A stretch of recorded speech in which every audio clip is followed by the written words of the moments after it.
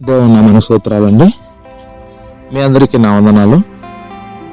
ఈరోజు దేవుడు మనతో మాట్లాడబోతున్న మాట మత్తయి సువార్త 5వ అధ్యాయము 9వ వచనం అండి. ఒకసారి చదువుకుందాము.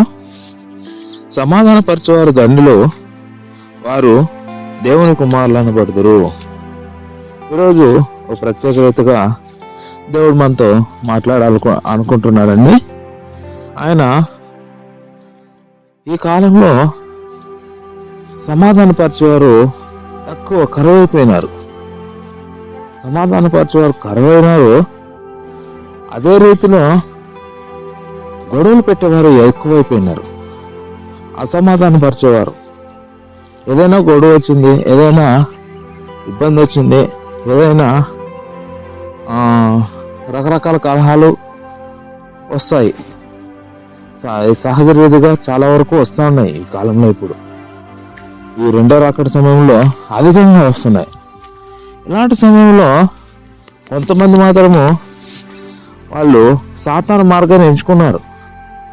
ఒకరి మధ్యలో ఒకరు చిచ్చు పెట్టడము, వాళ్ళు గొడవలు పడి ఉంటే నిన్ను వాడు అట్లా అన్నాడా, వీడు ఇలా నిన్నన్నాడా, నువ్వేం తక్కువ, నువ్వేం ఎక్కువ, వాడేం తక్కువ, వాడేం అంతది అని ఈ విధంగా ఒకరి మధ్యలో ఒకరు ప్రతీకార చర్యలను లేపుతున్నారు.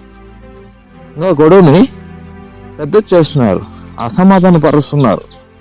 వాళ్ళు ఒక్కసారిగా ఆ విధంగా విధానాలు కల్పించడం వల్ల వాళ్ళు ఏం అయిపోతున్నారంటే ఇంకా అధికమైన గొడవలకి, అసమాధానానికి తెరలేస్తున్నారు. పెద్ద పెద్ద హత్యలకు, మానభంగాలకు, అత్యాచారాలకి, ఇలాంటివి అనేకమైన చెడుకు ఇది దారితీస్తూ ఉంది. అయితే దేవుడు ఏమంటున్నాడంటే సమాధానపరిచేవారు ధన్యులు. ఎవరైతే ఇలాంటి వారికి అందరికీ వాళ్ళ మధ్యలో ఉన్నాయి సమస్యలు, ఏవైనా జరుగుతున్నాయి, ఇలాంటి వాటిని సమాధానపరచాలి. ఒక ఇద్దరి మధ్య ఏదో గొడవ వచ్చింది, నీ స్నేహితులే, వాడు నీ స్నేహితుడు, వీడు నీ స్నేహితుడే, గొడవ వచ్చింది, వాళ్ళని సమాధానపరచాలి. నువ్వు సమాధానపరిచి నువ్వు ధన్యుడు, నువ్వు ఆశీర్వదించబడిన వాడు, ఆశీర్వదించబడిన దానవు.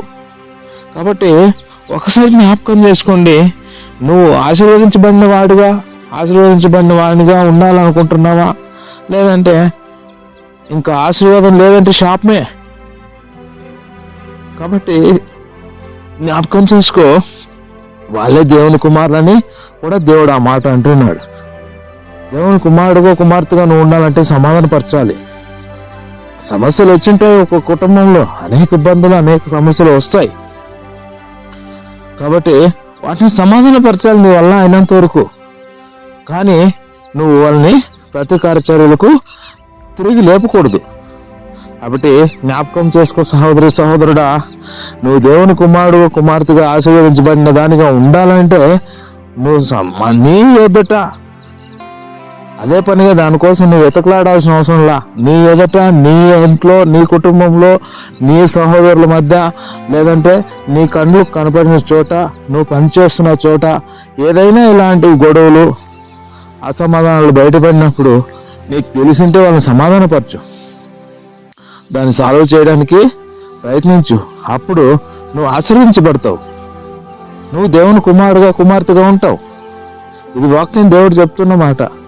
దేవుడు క్రీస్తు మన కొరకు అనేక రకాలుగా సమాధానపరిచాడు, అన్నిటికీ సమాధానం చెప్పాడు. ఆయన నీ శాపానికి సైతము, నీ పాపానికి సైతము ఆయన సమాధానపరిచాడు. అందుకే ఆయన తండ్రికి తగ్గ కుమారుడుగా ఆయన ఈ లోకంలో జీవించగలిగాడు. ప్రతి దానికి దేవుడు సమాధానం చెప్పాడు. ఆ పాపాత్మురాలైన స్త్రీకి ఇంక చంపేస్తుంటే, రాళ్ళతో కొట్టేసి చంపేస్తుంటే ఎలా సమాధానం చెప్పాడండి. అలా మనం దేవుని జ్ఞానాన్ని పొందుకొని దేవుని వాక్యం ద్వారా అనేకులకు సమాధాన పరచాలి. అప్పుడు దేవుని కుమారుడుగా, కుమార్తెగా మనము పిలువబడతాం, ఆశీర్వదించబడతాం. కాబట్టి ఈరోజు దేవుడు మనతో మాట్లాడుతున్న మాట, సమాధానపరచండి, అసమాధానం ఉన్న చోట సమాధాన పరచండి. ఎందుకంటే మనం ప్రార్థన చేయవారము, మనమే అదే లోకానికి వెలుగై ఉన్నాము కనుక మనం సమాధాన పరచాలి. ఇది మన బాధ్యత. కాబట్టి బాధ్యత నెరవేర్చినప్పుడు దేవుడు నిన్ను ఆశీర్వదిస్తాడు. నువ్వు దేవుని కుమారుడుగా కుమార్తెగా ఉంటావు. ఆయన ఏ విధంగా సమాధానాలు పరిచాడు, మనం కూడా కొన్ని శ్రమలు ఇబ్బందులు ఎదురైనా కానీ మనం సమాధాన పరచడానికి ట్రై చేయాలి. కాబట్టి దేవుడి వాక్యం దీవించునుగాక. ప్రార్థన చేసుకుందాము. కృపా నమ్మకం ప్రేమ కలిగిన తండ్రి, దేవాది దేవ, రాజాది రాజా, ఆశ్చర్యకార్యాలు అద్భుత కార్యాలు జరిగించగల దేవా, సమర్థుడైన దేవా స్తోత్రం నైనా, పరిశుద్ధుడైన యేసయ్యా స్తోత్రం నైనా. ఇదిగో నాయనా, ఈ ఉదయకాలంలో మాతో కూడా మీరు మాట్లాడిన విధానం బట్టి అయ్యా నీ కృతజ్ఞతాస్తుతులు చెల్లిస్తున్నాం ప్రభా. అవును ప్రభా దేవా స్తోత్రం నైనా, ఎవరైతే ఈ వాక్యాన్ని విన్నారో గైకొన్నారో తండ్రి నా ప్రభా, దీన్ని అయా వాళ్ళ క్రియల్లో చూపించబోతున్నారో వాళ్ళందరినీ మీరు దీవించి ఆశీర్వదించండి ప్రభా.